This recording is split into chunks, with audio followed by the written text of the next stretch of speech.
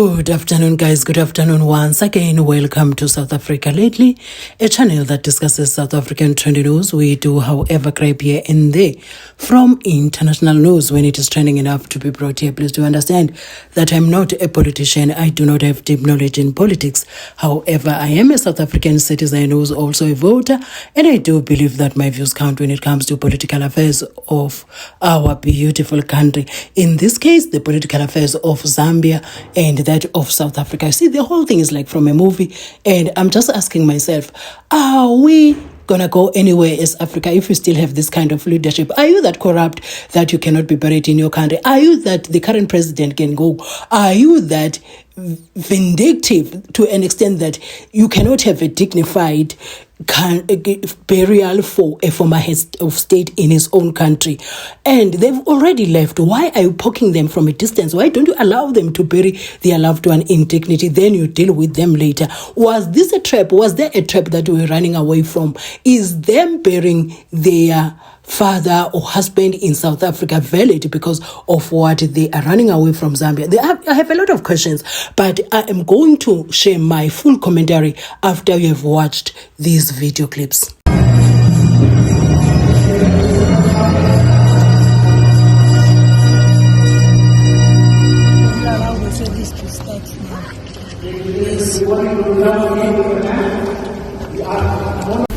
This court appreciates the grief and pain of the family and relatives and the Zambian nation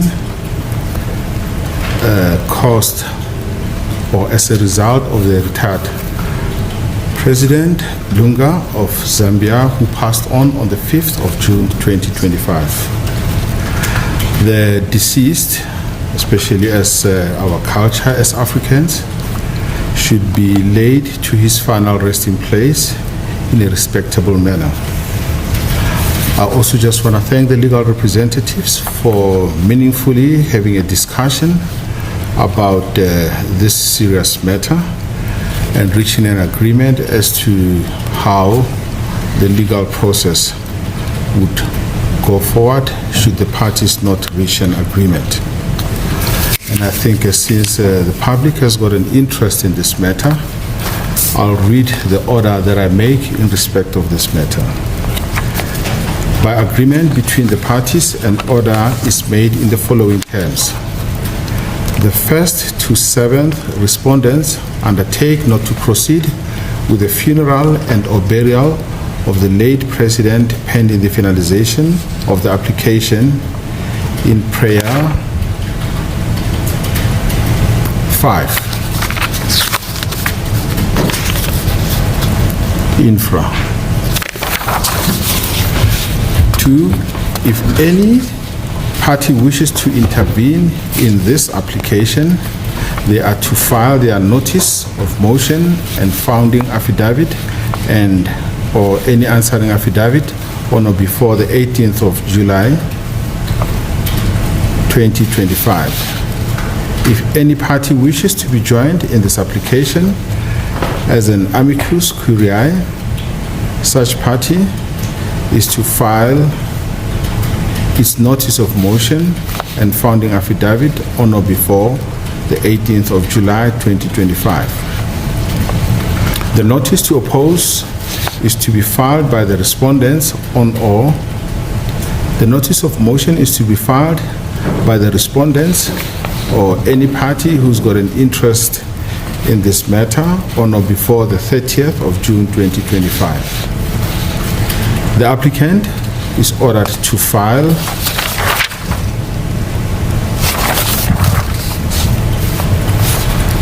its amended notice of motion and supplementary affidavit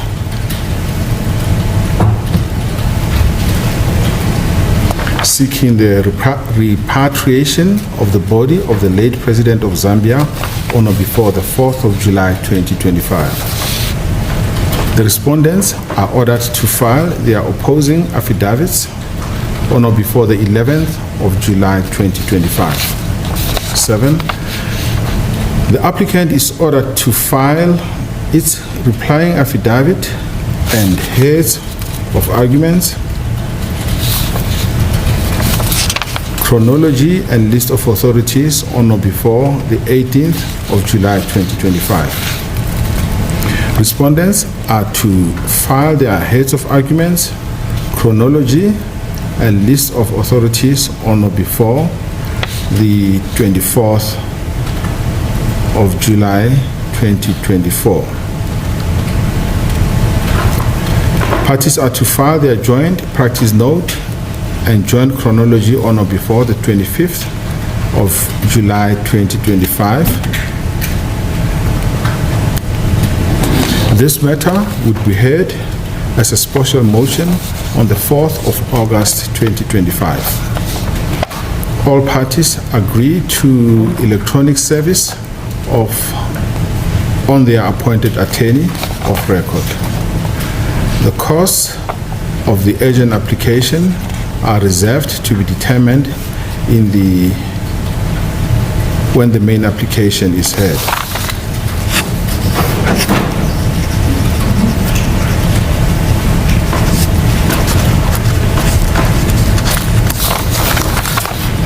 Only the first to seventh respondent are permitted to visit and or inspect and or allow further individuals to visit and or inspect the body of the late president.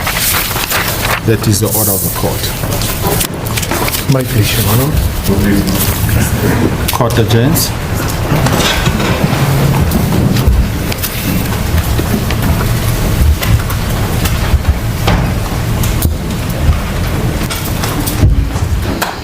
I think this whole thing is because now we are seeing the collision of the one that did the other wrong and the one that seeks revenge. Because according to the news that I'm seeing, is like the former president, the one who passed away, was very wicked towards the president that is the current president of Zambia. So now it goes back to what we call in South Africa, Ubuntu. We shouldn't, at this level, I'm just thinking that if you want to arrest, because there are certain allegations that the family of the former president is so corrupt, they have the proceeds of corruption that they got when their father or maybe husband was president. And also there's news that I've seen as well. I'm sorry guys, I can't bring this here because my day is so busy. That the president who passed away once put on death row the current president, the one that is now holding the seat, the one who's on the seat now in Zambia. So now I'm asking myself, why are they running? Because it looks like the family of the former president, Edgar Lungu, they are running away with something. And I also saw in the news that the government of Zambia seeks to arrest the son of the former president, Edgar Lungu. So now, are they running away? And what I was thinking is that, why not allow them, since this is a former state, this is a former head of state, allow them to have a proper burial of their father, allow them to then start your processes of arresting them, not on the day. If you have to pursue them back to where they come from, if they run away, do that, but allow the dignity, the African way of doing things. Allow the family to lay their loved one to rest with the dignity. I don't know, maybe also the family fears that maybe they have a lot of scandals. They can't go back there. They choose to bury him in South Africa. I just feel like the whole thing lacks the element of African culture. To understand what I'm saying, in South Africa we call that Ubuntu. When times are like this, you approach things in a very different way. I'm not saying if they are corrupt and they need to be arrested, they should let go. But I'm saying don't use this time with your former head of states, because it reflects very badly on Zambia. And I'm looking at the whole leadership in Africa. I'm like, are we this corrupt? Are we these people that have come to this level now that a head of state cannot be buried in their own country because of his corrupt ways? And I don't know if the current president is also corrupt, but what I'm saying is the current president also is not showing the traces of being African. Like, allow the people to bury their loved one in dignity. Okay, he's in South Africa now. They are no longer burying him in his own country. And I saw that the president changed the whole mourning period and just decided, no, we're stopping it because they are burying him in South Africa. Okay, you have done that. Now they are in South Africa. Why don't you allow them to bury him, and then maybe at a later stage you can repatriate his remains back to Zambia when the dust has settled. But this whole thing, for me, it doesn't sit very well. To those who knows, if you are Zambian and you know the full story, why are they running the family of Edgar Lungu? Why are they burying their own in South Africa? Oh, that one, why is he making the unpleasant situation, which is already bad, even worse? Why is he deciding to poke them at a time like this? So guys, if you watched up to here, I would like to say Nkosi kakhulu for watching my videos, and the next time you bump into my videos, kindly watch my ads in full, as that support really goes a long way. And to those who are already watching my ads in full, ndithi Nkosi kakhulu guys, ndiyabulela, izandla zami ziphezulu, ningadinwa nangomso. Do have yourself a beautiful afternoon.